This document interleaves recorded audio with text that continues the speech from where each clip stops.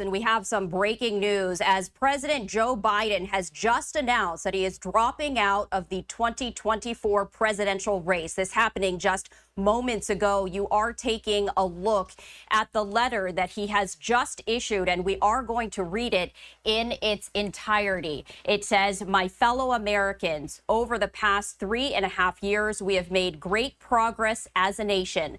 Today, America has the strongest economy in the world. We've made historic investments in rebuilding our nation, in lowering prescription drug costs for seniors, and in expanding affordable health care to a record number of Americans. We've provided critically needed care to 1 million veterans exposed to toxic substances, passed the first gun safety law in 30 years, appointed the first African-American woman to the Supreme Court, and passed the most significant climate legislation in the history of the world. America has never been better positioned to lead than we are today." It goes on to say, quote, "I know none of this could have been done without you, the American people. Together, we overcame a once-in-a-century pandemic and the worst economic crisis since the Great Depression. We've protected and preserved our democracy, and we've revitalized and strengthened our alliances around the world. It has been the greatest honor of my life to serve as your president.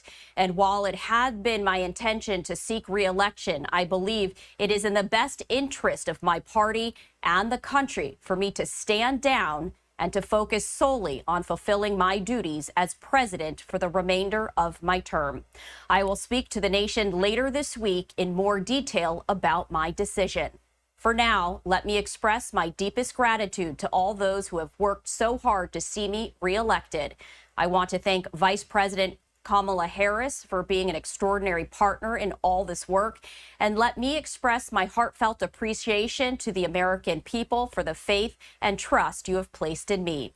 I believe today what I have always, that there is nothing America can't do when we do it together. We just have to remember we are the United States of America." The letter signed Joe Biden.